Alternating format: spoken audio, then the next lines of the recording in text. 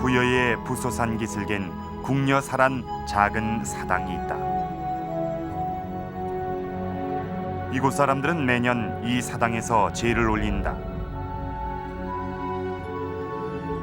백제 삼천궁녀의 애절한 넋을 달래기 위해서다. 백제 추위의 날 백마강에 꽃처럼 떨어져 죽었다는 삼천궁녀. 지금도 사람들의 가슴에 남아 백제의 비극을 전하고 있다. 백제 멸망의 상징 삼천궁녀의 애절한 죽음. 그 뒤엔 의자왕의 숨겨진 진실이 있다.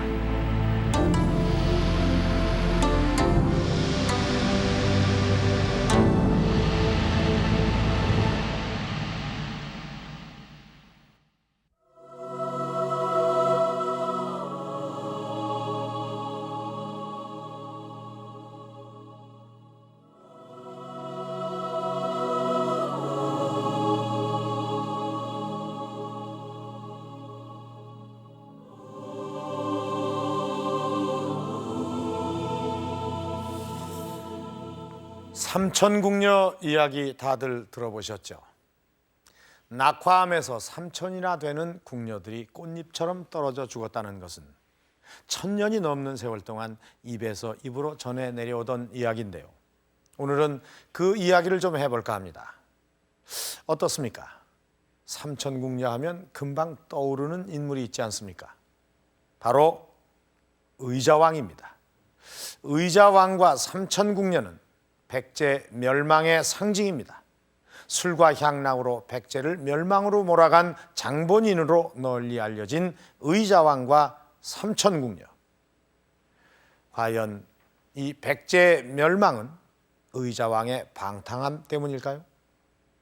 여러분은 혹시 의자왕에 대해서 얼마나 알고 계십니까?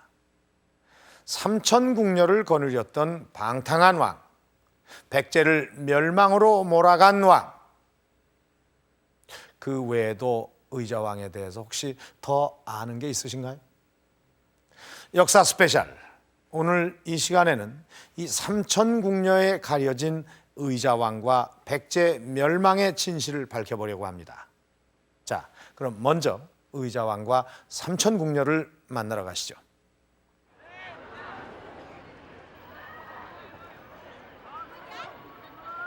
(1300여 년) 전에 백제 의자왕과 삼천궁녀는 우리에게 어떻게 다가와 있을까?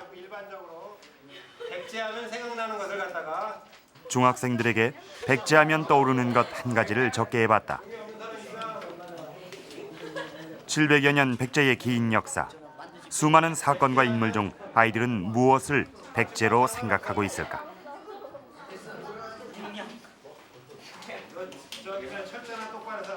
어느 정도 예상은 했지만 학생들의 답변 중 90% 이상이 의자왕과 삼천궁녀라는 놀라운 결과가 나왔다.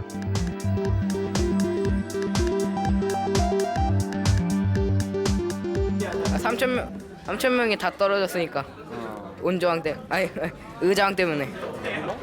그거 낙화암에서 삼천궁녀가 떨어지는 장면을 좀 인상 깊게 읽었어요. 백제 마지막 왕의 궁녀들이 많잖아요. 궁녀들까지 왕을 믿고 따라줬다는 그런 점에서 삼천궁녀가 생각나요.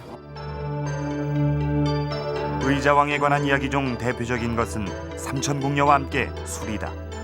삼국사기엔 이렇게 기록돼 있다. 왕이 궁인과 함께 음황 탐락하여 술 마시기를 그치지 않았다. 이것이 우리에게 널리 알려진 의자왕의 모습이다.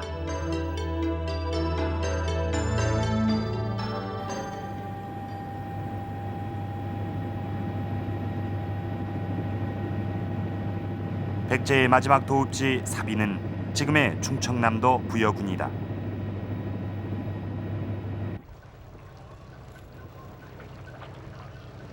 부여군을 감싸돌고 있는 백마강 줄기를 따라가다 보면 부여의 뒷산인 부소산에 다다른다.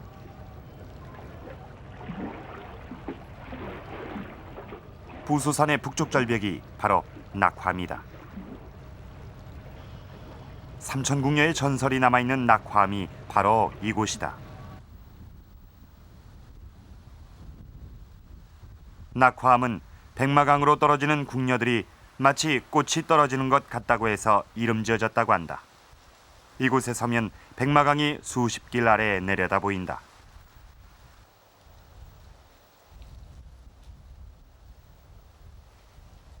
삼천궁녀의 전설 때문에 낙화암은 지금도 사람들의 발길이 끊이지 않는다.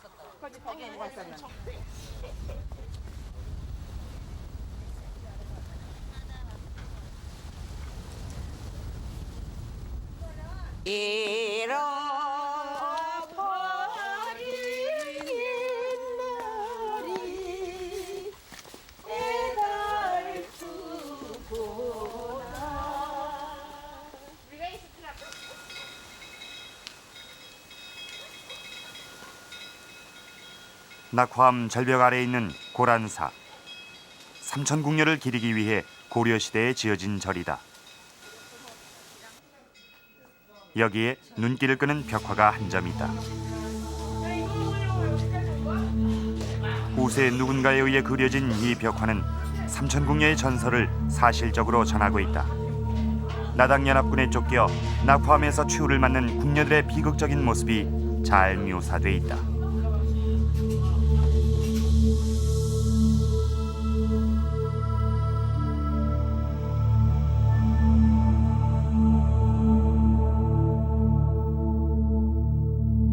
그렇죠. 잘 보이고 강이 저기서 흘러가지고 이렇게 쭉 흘러가고 왜 당시 백제인들은 낙화암으로 몰렸을까? 하기 때문에 아주 그렇죠. 이렇게 백마강이 돌아가서 강이 다 막아주니까 천혜의 요새지기도 하고 낙화암의 지형적인 특징에서 누구도 뭐 그 접근하기 이유를 어렵죠. 찾을 수 있다. 정말 여기 자연적인 요새가 되는 거. 이 낙화암이라고 하는 곳은 부소산의 가장 뒤편에 해당이 됩니다. 당시에 백제 당시에 사비 도성내가 이제 어떠한 그 적군으로부터 이제 빼앗기게 되면은 거기에 살던 많은 주민들은 별 수 없이 당시의 진성이었던 부소산성으로 도망을 갈 수밖에 없습니다. 그리고 부소산에서 또 밀리게 되면은 바로 이곳 부소산에서도 끝까지 가는 가장 뒤편에 해당되는 이곳에 몰리게 됩니다. 결국 막다른 골목이 바로 이곳 낙화암이라고 볼 수가 있겠죠. 백제는 지금의 부여시가지에 사비도성을 만들었다.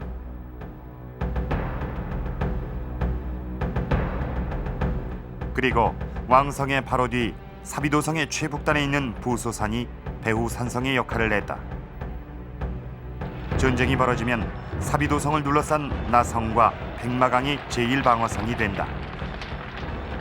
나성이 무너지고 사비시가지를 통과하면 궁성인 사비성을 공격할 수 있다. 사비도성이 함락되면 도성의 배후산성인 부소산성으로 밀려나고 여기서 밀리면 낙화암에 이르게 되는 것이다. 660년 7월 백제의 마지막 날, 그들은 그렇게 낙화암으로 쫓겼던 것이다.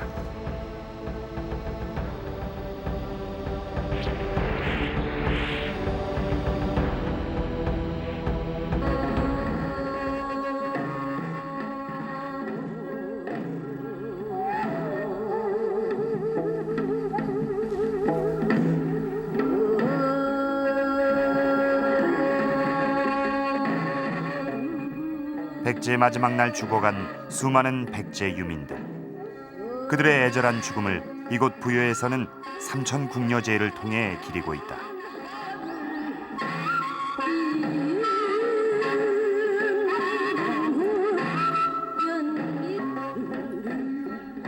삼천궁녀의 얘기는 1300여 년이 지난 지금도 백제 멸망의 비극으로 전해지고 있다.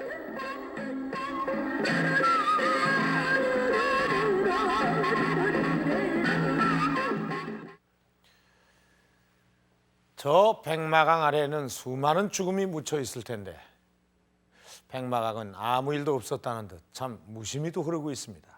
나당연합군에게 쫓기고 쫓겨온 마지막 길, 최후의 절벽. 낙화암에 섰을 때 삼천궁녀, 그들의 마지막 심정은 어땠을까요? 굴욕적인 삶을 살기보다는 죽음을 택한 궁녀들. 지금도 그 처절하고 비장한 최후가 느껴지는 것 같습니다.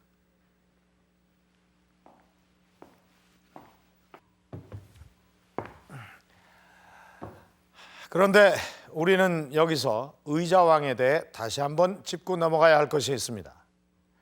이 왕의 칭호는 왕이 죽고 난 다음 후세 사가들에 의해서 붙여지게 되는데요. 의자왕, 의롭고 자애로운 왕이라는 뜻입니다. 그런데 뭔가 좀 이상하지 않습니까? 우리가 알고 있는 의자왕은 여자와 술에 빠진 방탕한 왕으로 알고 있습니다. 그런데 어떻게 해서 의롭고 자애로운 왕이라는 칭호를 얻었을까요? 전혀 다른 모습의 의자왕을 만날 수 있습니다.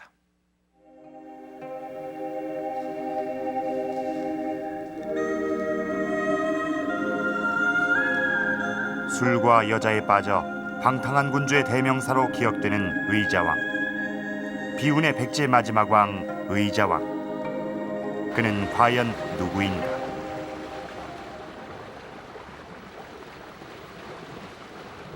부여에서 백마강을 따라 1시간 정도 가다 보면 금강에 이른다. 금강이 넓어지는 어귀에 불쑥 솟아있는 산 하나를 만날 수 있다. 이곳엔 의자왕의 마지막 모습이 특별하게 남아있다. 유왕산은 백제가 망하고 끌려가던 의자왕과 백제 유민들이 마지막 이별을 나눈 곳이라고 한다. 왕이 머문 곳이라고 해서 이름도 유왕산이라고 했다. 유왕산 정상에서 보면 금강이 한눈에 들어온다. 당으로 끌려가는 왕을 마지막으로 볼 수 있는 곳이다. 의자왕이 끌려갈 당시에 백제 유민들이 이 산에 올라와서 많이 울고 통곡하고 임금님을 부르고 그러니까 그 엄청난 그 어떤 통곡의 현장이 있었죠. 그러다 보니까 그 임금님이 백제 유민들한테 좀 위로도 좀 해주고 잘 갔다 돌아오겠다는, 뭐 돌아올 기약은 없는 거지만 갔다 돌아오겠다는 그런 마지막 일어나던 어떤 슬픈 전설이 있는 그런 산입니다. 일부는 요 앞에가 좀 남당진이라고 그러거든요. 잡혀가는 왕과 망국의 백성들이 마지막으로 통안에 피눈물을 쏟았던 유왕산. 660년 8월 17일 사비도성의 관문인 구들의 나루에서 의자왕은 태자융을 비롯한 12,000여 명의 백성과 함께 포로의 신세가 돼 당으로 끌려간다. 그날 백제 유민들은 구들의 나루에서 금강을 따라 유왕산까지 쫓아오며 떠나는 왕을 슬퍼했다.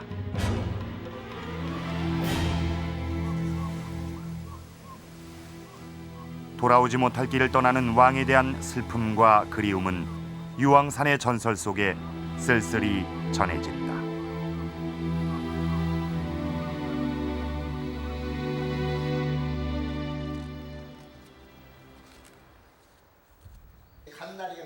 당으로 끌려가는 의자왕에 대한 아픔이 부여를 중심으로 한 충남 일원엔 또 다른 단편으로 남아있다.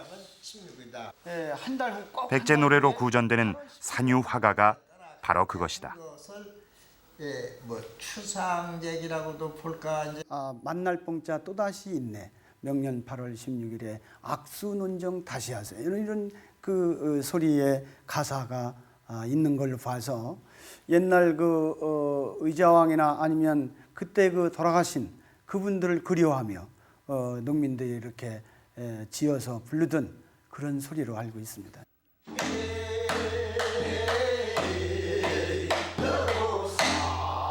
나라 잃은 백제 유민들이 당으로 끌려간 왕을 그리워했던 노래 산유화가.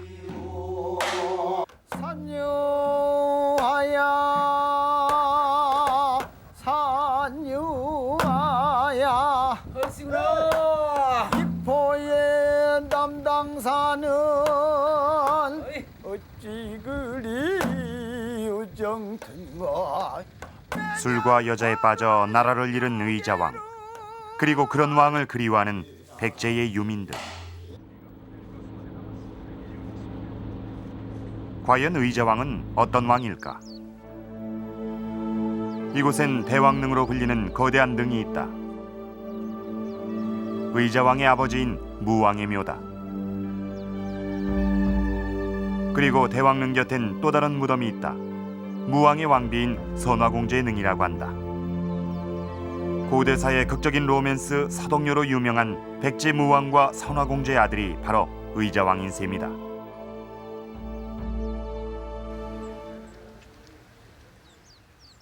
부여박물관.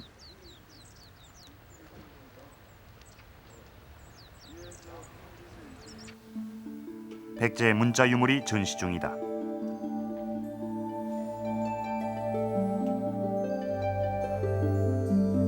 이곳에 의자왕에 대해 알 수 있는 한 점의 유물이 있다.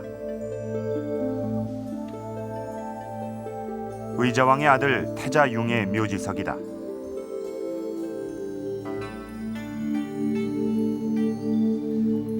태자융은 의자왕과 함께 포로로 당에 끌려갔다. 이 지석은 중국 낙양의 북망산에서 발견됐다.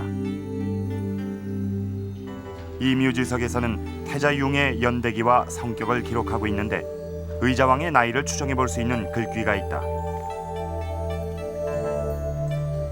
태자융은 68세가 되던 영순원년에 죽었다. 영순원년은 서기 682년에 해당한다. 그렇다면 의자왕의 아들 융은 615년생이 된다. 이것으로 아버지인 의자왕의 나이를 추정해 볼 수 있다. 그렇다면 그 왕인 의자왕이 그 아버지인 의자왕이 적어도 그 태자를 낳을 정도, 우리가 보통 20살이라고 본다면은 의자왕이 태어난 것은 대체로 595년쯤 되지 않을까 생각을 합니다. 그렇다면은 660년이 되면은 백제가 망하게 되는데 그쯤 되면은 이미 의자왕은 60세가 훨씬 넘어버리는 그런 나이가 됩니다. 그런데 삼국사기에 의하면 의자왕은 641년에 즉위했다고 기록돼 있다. 그렇다면 의자왕은 40세 중반, 즉 장년의 나이에 왕위에 올랐다.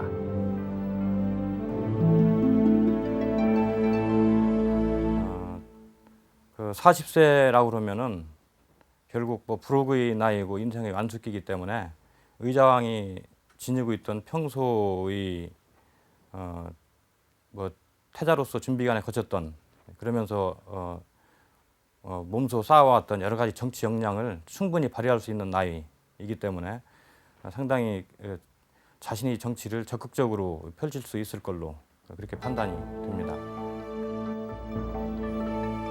삼국사기엔 의자왕의 성격이 잘 묘사돼 있다. 의자왕은 성격이 호방하고 결단력이 있었다.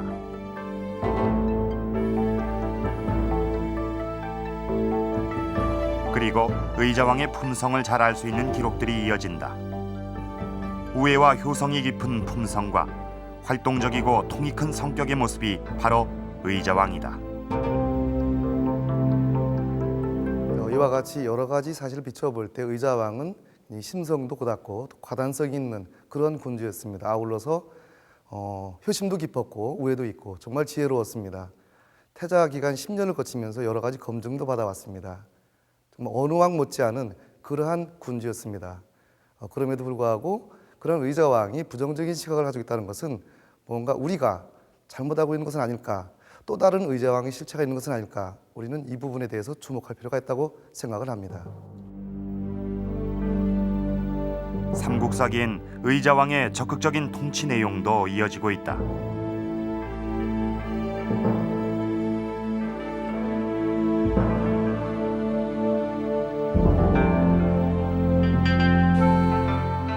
술과 여자를 탐하는 방탕한 왕으로 인식되어 온 의자왕. 그러나 당시 사선은 또 다른 의자왕을 보여주고 있다. 군주로서의 뛰어난 자질을 갖춘 왕. 이것이 또 다른 의자왕의 모습이다. 용감하고 대담하며 결단성이 있었던 왕. 효심과 우애가 깊어 해동증자라 불렸던 왕. 침착하고 사려가 깊어서 명성이 높았던 왕. 이것이 바로 의자왕의 모습입니다. 이런 왕이었기 때문에 지금까지도 의자왕을 기리는 노래와 문화가 전승되어 오고 있는 건 아닐까 싶습니다. 참 이 생소한 모습의 의자왕입니다. 부패한 군주, 또 이와는 전혀 다른 면모의 해동증자. 어떤 것이 진짜 본 모습의 의자왕일까요? 의자왕에 대해서 좀 더 자세히 살펴보도록 하겠습니다. 이 삼국사기의 의자왕조에 대해 검색해 보도록 하겠습니다.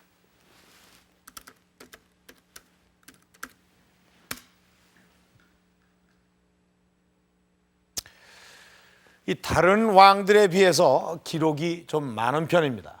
아마도 이 백제 마지막 왕이기 때문에 좀 상세하게 기록한 것이 아닐까 싶은데요. 그런데 유달리 이 신라를 공격한 그런 내용이 눈에 많이 띕니다. 왕이 직접 신라를 공격해서 40여 성을 빼앗았다. 1만 군대가 신라의 대야성을 쳤다. 신라의 당항성을 공격했다. 또 신라의 7성을 빼앗았다.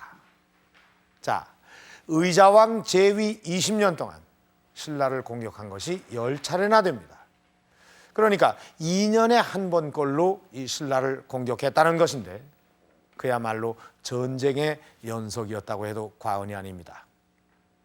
의자왕은 방탕한 군주, 또 해동증자, 이번에는 정복군주의 면모를 보여주고 있습니다. 참 모를 왕이라는 생각이 자꾸 드는데요. 그렇다면 의자왕은 왜 그토록 신라를 공격했던 것일까요?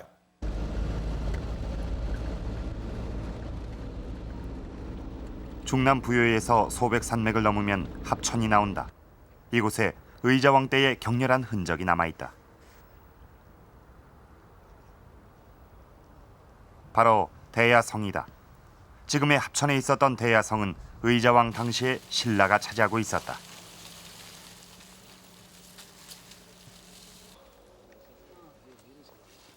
지금은 발굴 작업이 한창 진행 중이다. 후 삼국시대까지 최대 격전지였던 대야성. 수백 년 세월에 묻혀있던 대야성의 성터가 최근에 발굴됐다. 견고하게 쌓은 석성의 흔적이 드러나고 있다. 대야성은 낙동강 서쪽 지역을 방어하던 신라의 최대 요충지였다. 바로 이곳을 즉위한 이듬해 의자왕은 바로 전격적으로 공격해서 확보한다. 여기 지금 이 합천 대야성은 소백산맥을 넘어서 신라로 가는 가장 빠른 접경지에 위치하고 있는 땅으로서 지금 북쪽으로는 거창, 고령, 그리고 남쪽으로 진주, 그리고 창녕으로 이어지는 그 축선상에 있는 수륙 교통이 가장 편리한 지역에 있습니다. 이 합천 대야성이 위치하는 입지로서는 앞쪽에 환강이 흐르고 있는데 이 환강을 이용하면은 인접해 있는 창녕까지 낙동강을 거쳐서 바로 경주의 코앞에까지 갈 수 있는 그런 중요한 전략적 요충이라고 할 수 있는 곳이 이곳이 되겠습니다. 이것은 양국 관계에서 대단히 중요한 사건이었다. 이로써 낙동강 서쪽의 영남 지역을 백제가 확보하게 된 것이다.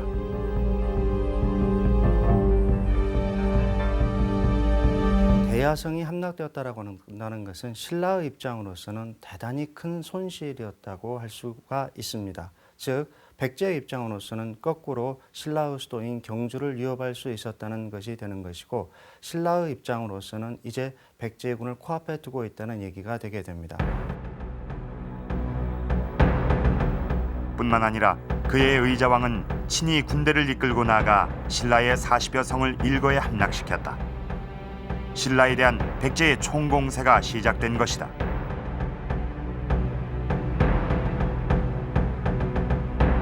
왕이 몸소 이제 전장에 나가서 작전을 지휘하고 그리고 이제 전쟁을 이제 치르게 된 것인데, 이것은 이제 전쟁의 어떤 비중이 크다는 것을 알려주는 동시에 이 전쟁에서 승리하게 되면 이제 국왕의 권위랄까, 왕권이라고 하는 것이 크게 강화되게 마련인 것입니다.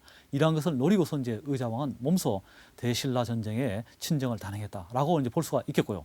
그리고 이제 40여 개 성을 일거에 좀 더 장악을 함으로써 의자왕의 어떤 권위랄까, 왕권의 어떤 위상은 이제 크게 이제 증대됐다, 이렇게 볼 수가 있습니다.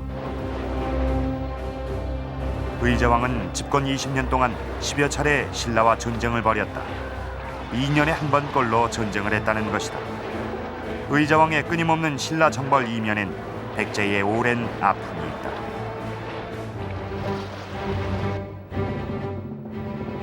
백제의 첫 도읍지인 서울 한강 유역을 고구려에 빼앗기고 한강 회복이 염원이었던 백제. 백제는 신라와 손을 잡고 고구려를 몰아내고 한강 유역을 회복한다.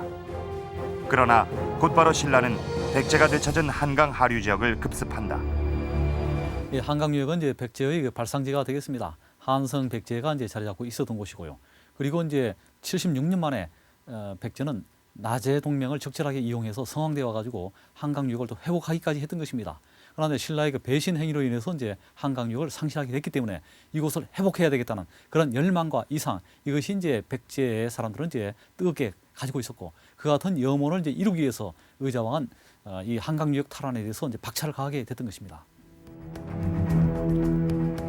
그렇기 때문에 의자왕의 제1 목표는 빼앗긴 땅을 되찾는 것이었다. 의자왕은 낙동강 동쪽으로 신라를 몰아내고 소백산 너머까지 영역을 넓혔다.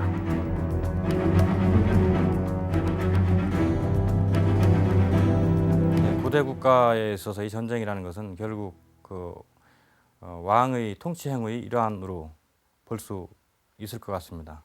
의자왕이 신라에 대한 공격을 지속적으로 수행할 수 있었다는 것은 결국 내부적으로 의자왕의 정치가 성공을 거두고 있다는 것을 의미하는 것으로 볼 수 있고, 그렇기 때문에 그것을 기반으로 해서 이와 같은 신라에 대한 공격이 가능했던 것이 아닌가 생각됩니다.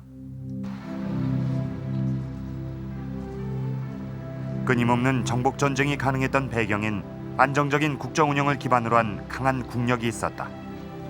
의자왕 때의 강성함은 정림사지 5층 석탑에서 확인된다.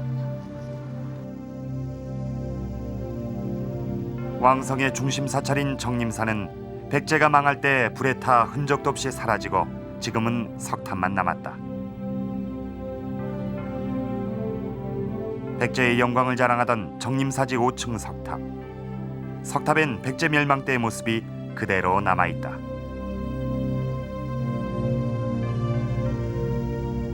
그런데 석탑의 1층 탑신엔 당의 소정방이 백제를 멸망시키고 전승 기념으로 새긴 글들이 사면 가득 채워져 있다.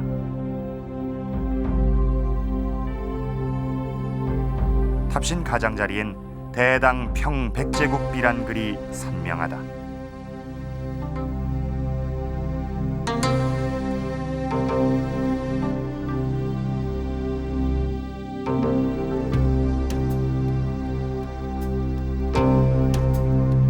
여기에 의자왕 당시 백제의 강성함을 알 수 있는 단서가 있다.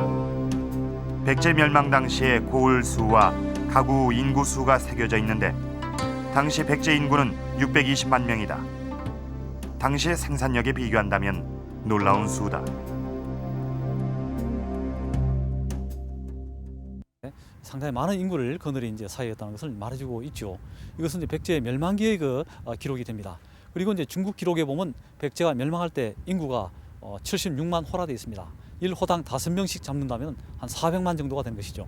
한 400만에서 한 600만 정도의 그 인구를 거느린 그런 이제 나라가 이제 백제였다는 것을 말해주고 있고, 이것은 백제가 멸망할 때 이제 인구수를 말하고 있는 것입니다. 이것은 백제가 망할 때까지 많은 인구를 거느리고 있는 안정적인 그런 부강한 나라였다는 것을 이제 단적으로 말해주고 있습니다. 의자왕은 안정적인 내치를 기반으로 끊임없는 정복 활동을 벌여온 강력한 정복군주였다는 것을 말해주고 있다.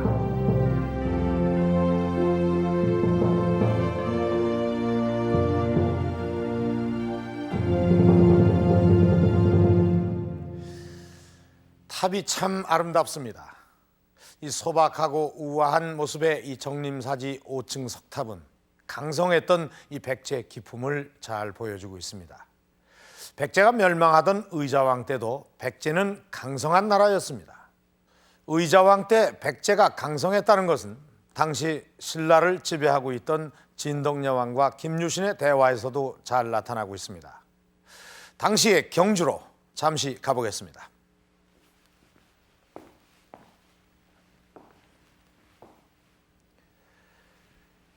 진덕여왕과 김유신 장군이 뭔가 중대한 이야기를 나누고 있군요. 잠시 들어보겠습니다. 이대로 있을 수는 없습니다. 이제 지난날 백제에게 당한 대야성에서의 뼈아프고 치욕적인 패배를 의자왕에게 그대로 갚아줘야 합니다. 대야성 전투의 보복을 허락하여 주시옵소서. 장군, 우리가 어찌 그날의 치욕스런 참패를 잊을 수가 있겠소. 그러나 작은 나라인 우리가 큰 나라인 백제를 건드렸다가 위험을 당하면 장차 어떻게 하겠소? 작은 나라가 큰 나라와 싸운다. 삼국사기에는 신라와 백제를 이렇게 표현하고 있습니다. 이소촉대라. 작은 나라인 신라가 큰 나라인 백제를 건드렸다가 이 화를 당하지 않을까 걱정을 하고 있습니다.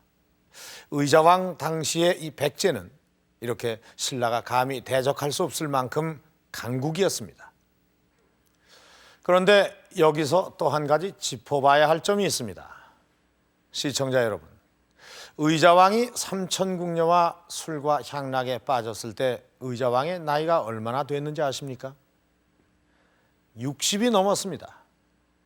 의자왕이 60 이전의 나이에 술과 여색을 가까이 하거나 좋아했다는 그런 내용은 어떤 기록에도 찾을 수가 없었습니다. 좀 의외라는 생각이 들지 않으십니까?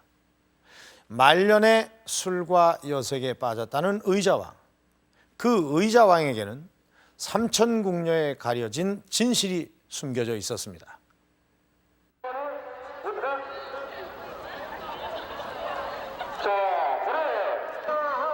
먼저 삼천궁녀의 실체를 알아야 의자왕의 진실에 다가갈 수 있다.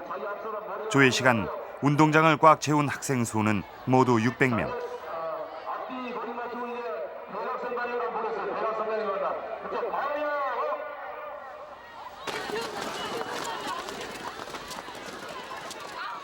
삼천궁녀는 이보다 5배나 더 많다는 것이다. 삼천궁녀란 얼마나 많은 수인가. 주서의 기록에 의하면 당시 백제 수도 사비의 인구수는 만호라고 한다. 한 호구당 5명씩 총 5만 명이 백제 수도 사비에 살았다는 것이다.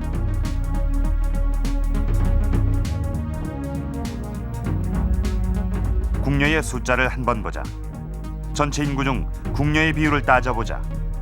5만 명 중 여성이 2만 5천 명. 2만 5천 명의 여성 중 아이와 노인을 빼고 젊은 여성을 1만 5천 명이라고 가정하자. 그렇다면 사비도성의 젊은 여성 20%가 다 궁녀란 얘기가 된다. 이번엔 먹는 식량을 따져보자. 성인 하루 먹는 양은 300g. 3,000명이 하루에 먹는 양은 900kg이나 된다. 50kg을 한 가마로 할 때 삼천궁녀에게 드는 식량은 한 달에 540가마.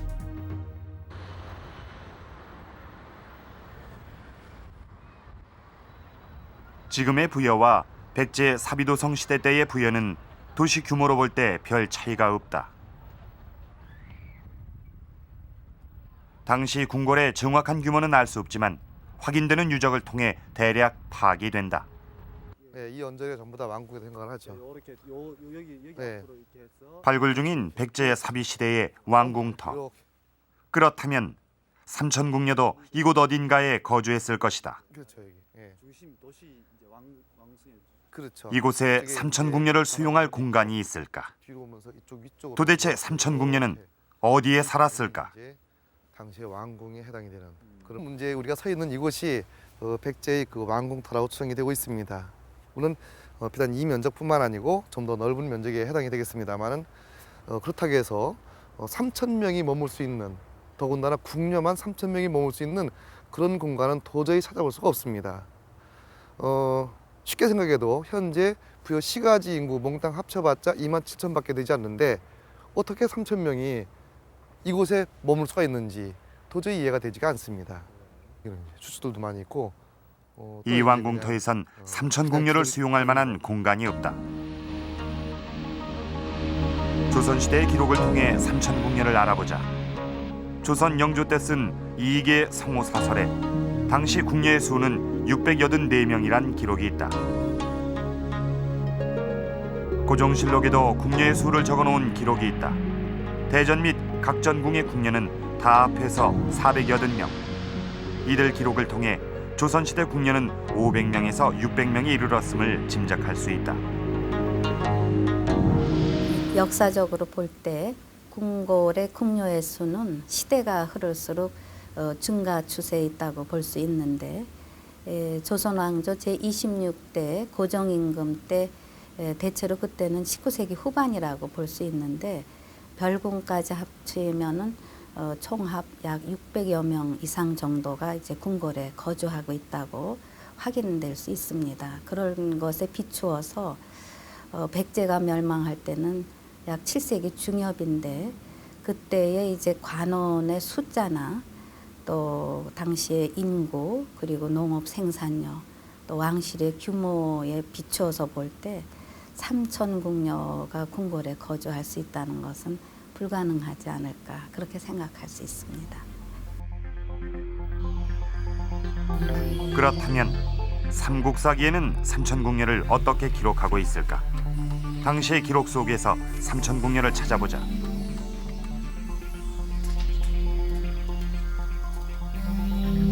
놀랍게도 삼천궁녀에 관한 기록은 없다. 의자왕을 검색해도 삼천궁녀에 관한 기사는 그 어디에서도 보이지 않는다. 말년에 궁인들과 음황 탐락했다는 기사 외에는 삼천궁녀와 관련된 그 어떤 기록도 없다. 일본서기나 구당서에도 의자왕의 주색에 관한 기록은 어디에도 없다. 다만 삼국유사에 다음과 같은 내용이 있다. 부여 북쪽에 큰 바위가 있는데 궁인들이 떨어져 죽었다는 낙화암의 전설이 남아있다.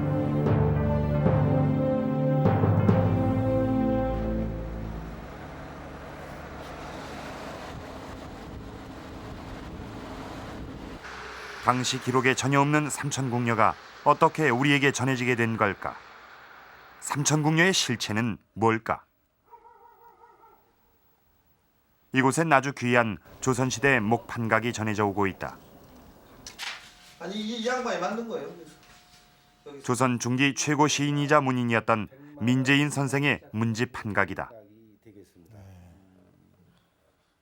여기 이제 이런 것들이 문집 6권은 모두 탁월한 문장의 시이다. 이런 요 글들이 굉장히 호쾌하시고 여기에 삼천궁녀에 관한 단서가 있다. 여기 이제 이런 것들이 나올 때 양쪽으로는 이제 어미고 문체가 화려하고 아름다워 조선시대에 널리 알려진 백마강부라는 시이다. 이때 처음으로 궁녀수 3천이란 말이 등장한다. 바라본다 되면 3천 사람이 그것이 마치 구름과 같이 보여가지고 궁녀 그 후궁들의 그 분을 바르고 얼굴을 붉게 한 것에 현혹된다. 그게 누가 그랬냐면 의자왕이 그랬다 이거죠.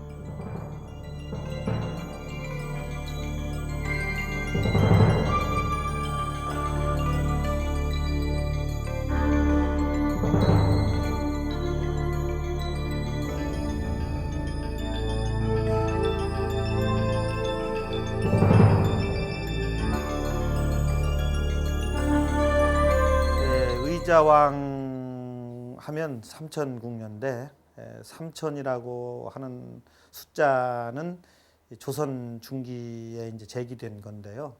사실 삼천이라고 하는 것은 숫자 개념보다는 문학적 상징적인 문제고 또 우리 전통적으로 삼자를 많이 쓰거든요.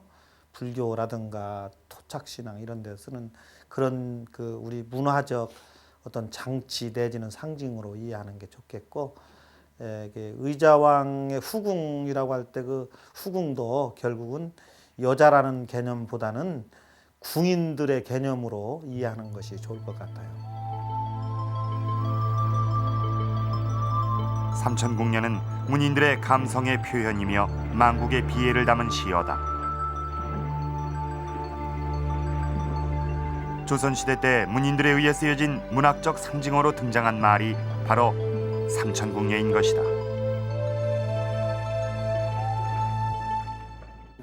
조선조는 유교국가지요. 특히 이제 성종대에서부터 거의 완비된 상태인데 그런 쪽에서 군주들이 어떻게 통치를 해야 되나 이런 쪽의 얘기를 강조하다 보니까 폐망군주인 의자왕 얘기가 나오고 또 거기다가 삼천궁녀 이야기가 나왔는데 이런 것은 그 조선조 사회의 특징에서 보여지는 것으로 이해를 하면 좋을 것 같습니다.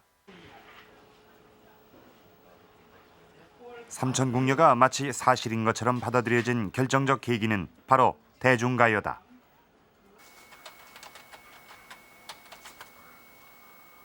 삼천궁녀를 노래한 가요를 검색해보자.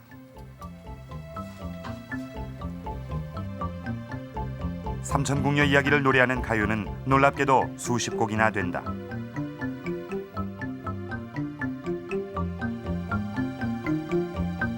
일제시대부터 1960년대까지 주로 불리워졌다. 패망한 나라에 대한 애틋함이 쉽게 대중들에게 다가간 것 같다.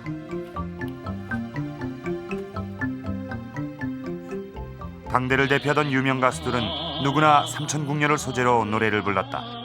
이를 통해서 삼천궁녀의 전설은 자연스럽게 우리의 귀에 익숙해졌던 것이다.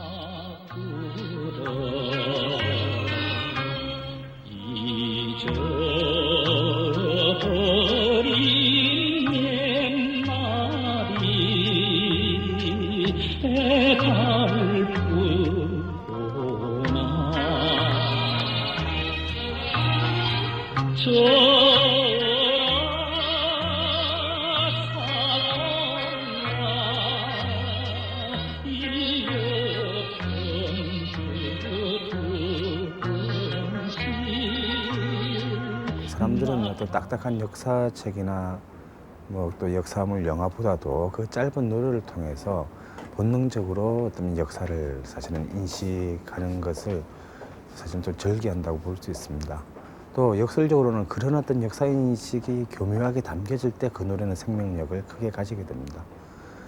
삼천궁녀의 어떤 그 이야기조차가 즐겨 어떤 그 음악가들에게 채택되고 또 대중들이 그 속에서 어떤 그 자신의 역사를 잃게 된 것은 그러한 노래가 가지고 있는 그 전파력의 힘, 그리고 노래를 통한 어떤 그 집단적 교감의 어떤 힘이 상호작용한 결과로 어쩌면 어떻게 보면 꼭 들어맞지 않는 역사적인 사실조차도 우리가 충분히 그렇게 했구나라고 그런 개연성을 너무나 쉽게 인정할 수 있게 만들어 버린 것도 어쩌면 그 노래가 가지고 있는 미학적인 힘이라고 저는 생각합니다.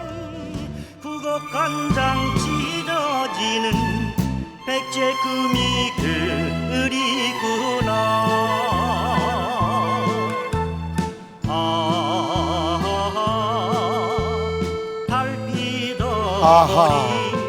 달빛 어린 낙화암의 그늘 속에서 불러보자 삼천궁녀. 그랬군요. 세월이 흐르고 흘러서 이렇게 문학작품으로 또는 유행가로 의자왕은 3천이나 되는 어마어마한 궁녀를 거느린 그런 방탕한 왕으로 왜곡이 됐던 것입니다. 삼천궁녀는 실제로 존재하지도 않았습니다. 이 있지도 않은 삼천궁녀 때문에 의자왕은 방탕한 왕으로 알려져 왔던 것입니다. 자, 이런 타락한 왕이 백제를 다스렸으니 나라 꼴이 성할 리가 있겠는가? 왕의 부패와 타락이 백제를 망하게 했다는 것이 지금까지 백제 멸망을 바라보는 일반적인 시각이었던 것입니다. 백제는 스스로 망할 수밖에 없었다. 이런 시각은 그 뿌리가 아주 깊습니다. 삼국사기의 기록을 한번 보도록 하겠습니다. 이것은 백제가 멸망하기 직전의 일입니다. 백제 안에는 아주 희한한 일들이 많이 벌어지게 되는데 그 천재이변이 그런 기사가 많이 생깁니다. 여기 보면 여우떼가 궁중으로 들어왔는데 그중에 흰 여우 한 마리가 상좌평의 책상에 올라앉았다. 또 두꺼비 수만 마리가 나무 위로 모여들었다. 또 한 여인의 시신이 떠내려왔는데 그 길이가 18척이나 되었다. 태자궁의 암탉이 작은 참새와 교미를 했다. 이런 이변들이 백제가 멸망한다는 징조였다는 것입니다. 물론 이런 이상한 일들이 일어났다는 것은 백제 내부에 무언가 문제가 있었다는 것을 은유하는 그런 말일 텐데, 그렇더라도 백제가 이런 이유 때문에 멸망한다는 것은 좀 황당스럽다는 그런 생각이 듭니다. 마지막까지 강성했던 그런 백제가 어떻게 해서 망하게 됐던 것일까요? 자, 백제 멸망의 진실을 밝혀보도록 하겠습니다.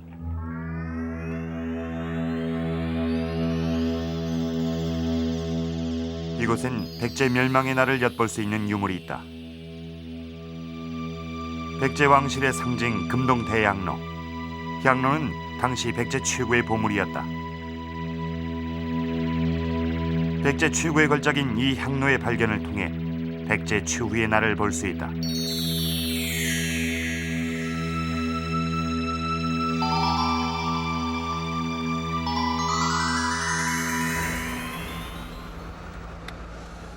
백제 대향로가 발견된 곳은 부여시 외곽 능산리 고분지다.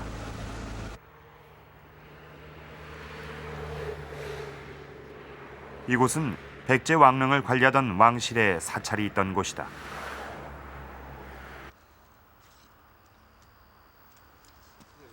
향로는 이곳에서 공사 중에 우연히 발견됐다. 그런데 눈길을 끄는 것은 이 향로가 누군가에 의해 일부러 묻혔다는 것이다. 향로가 발굴될 때의 모습이다. 웅덩이의 안쪽 바닥엔 나무 판자를 깔고 그 위엔 잘게 부순 토기 조각이 깔려 있다. 일부러 묻었다는 흔적이 엿보인다. 백제 추후의 날에 누군가 이 향로를 황급히 묻었던 것이다.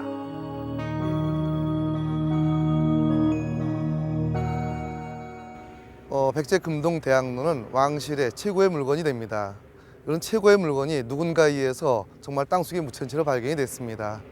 이런 위급한 상황, 제대로 잘 보관되지도 못하고 땅속에 묻힐 정도로 그렇게 위급한 상황은 바로 백제가 마지막 망할 때 얼마나 다급했는지 그런 상황을 잘 말해준다고 하겠습니다.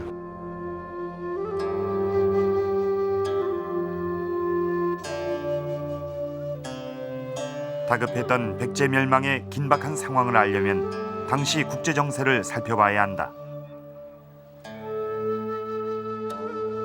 당시 동북아시아는 당을 중심으로 하는 국제 질서 속에 움직이고 있었다. 백제도 무왕 때부터 당에 조공 사신을 보내며 우호적인 외교 관계를 유지하고 있었다.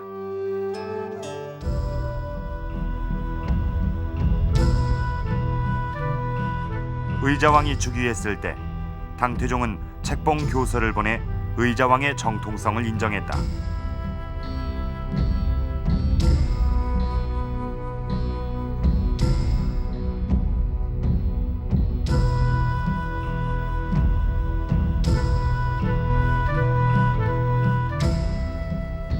의자왕은 즉위 이후 매년 조공 사신을 보내 당과 우호 관계를 유지했다.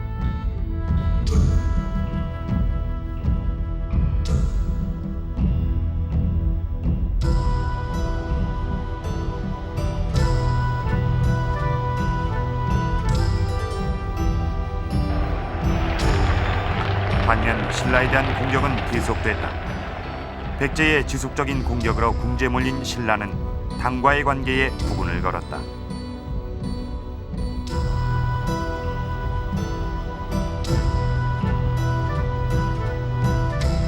당의 원조를 얻기 위해 신라는 제도와 복식, 연호를 당나라 것으로 바꾼다.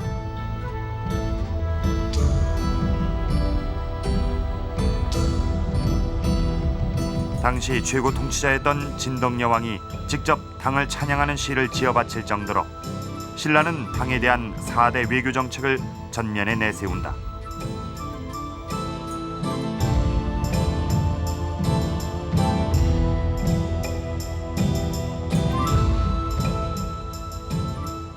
이것이 결국 이제 의자왕이 당나라하고 했던 우호적인 관계를 맺었음에도 불구하고 이제 당나라 세력이 대동방 정책의 어떤 일환으로 신라의 이제 편을 들어주게 됐던 것입니다. 또 하나는 이제 당나라 입장에서 볼 때는 신라의 어떤 편을 들어줘서 백제를 이제 소멸시키게 됨에 따라서 당나라의 그 궁극적인 어떤 소멸의 대상이었던 고구려를 이제 공격하는데 상당히 효과적인 후방의 어떤 병창 기지를 확보할 수 있었다고 이제 봤던 것입니다. 당의 노골적인 신라 편들기는 의자왕으로선 받아들이기 어려운 요구였다.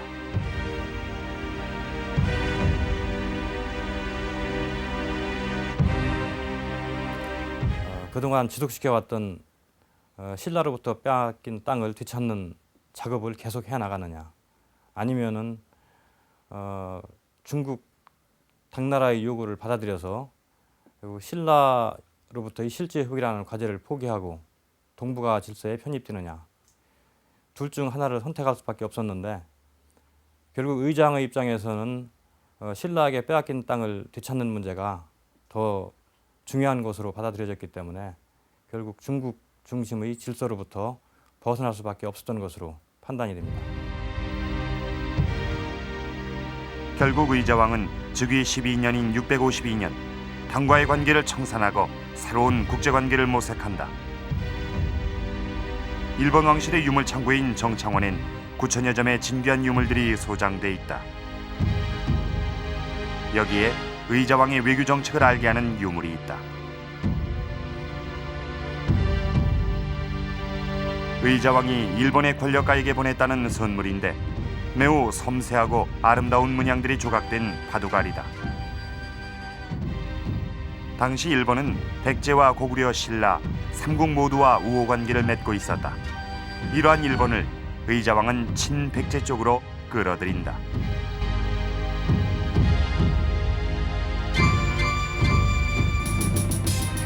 백제와 고구려의 전통적인 우호 관계에 일본이 가세하는 새로운 국제 질서가 성립한다. 당과 신라가 동맹하고 고구려와 백제, 일본이 동맹하는 이른바 십자 외교 관계다. 이런 국제관계를 토대로 의자왕은 멸망 한 해 전까지도 신라에 대한 공격을 멈추지 않았다.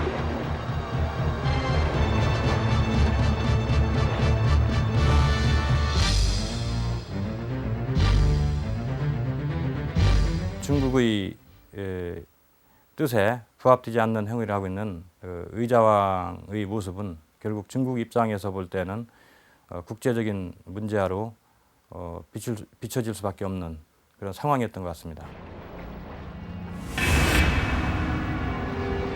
악화일로를 걷던 백제와 당나라 관계는 660년 마침내 당이 13만 대군을 이끌고 백제를 침공하면서 파국을 맞이한다. 당군은 서해에서 덕물도를 거쳐 백강으로 상륙하고 신라의 군대는 계백의 5천 결사대를 황산에서 돌파하고 마침내 18만의 나당연합군이 사비성으로 몰려든다. 18만 대군의 기습적인 공격 앞에 700여 년 역사의 백제는 660년 7월 18일 역사에서 지워진다. 세계 최강의 어떤 대제국하고의 어떤 충돌이라고 하는 것은 이것은 필연적으로 백제의 멸망을 이제 자초할 수밖에 없었던 그런 상황이었다고 이제 봐야만 되는 것입니다. 의자왕이 아니라 걸출한 임금이 나왔다고 하더라도 이제 당나라하고 했던 싸움이라고 하는 것은 승산이 없었다라고 이제 볼 수밖에 없는 것이죠.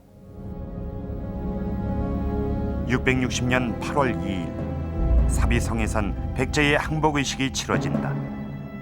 의자왕이 단아래에서 김춘추와 소정방에게 수를 따르자 울지 않은 백제인들이 없었다고 기록은 전하고 있다.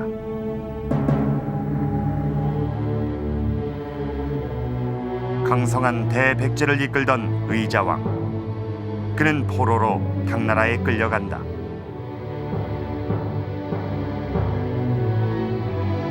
그리고 1300여 년 동안 돌아올 수 없었다. 의자왕이 백제의 최고 통치자였던 것은 분명하기 때문에 결국 백제의 멸망 책임을 의자왕이 벗어날 수는 없을 것 같습니다. 그러나 이러한 것이 의자왕 개인의 자질 문제와 연결되어서 의자왕을 부정적으로 평가하는 것은 우리가 한번 재고해 보아야 할 필요가 있지 않을까 생각합니다.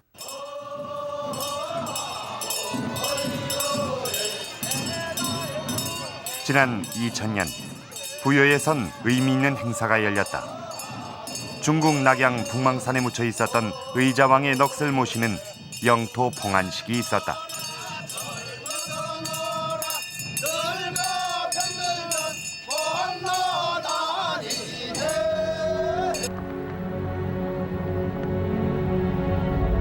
한때 해동 증자로 불리며 강국 백제를 이끌었던 의자왕. 그는 1300여 년 만에 돌아와 백제왕 실묘역에 아들 융과 함께 다시 묻혔다.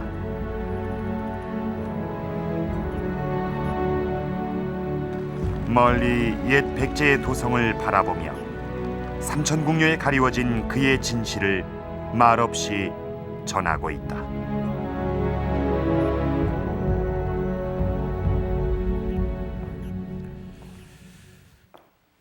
지금까지 우리는 의자왕과 이 백제 멸망의 진실에 대해서 알아봤습니다.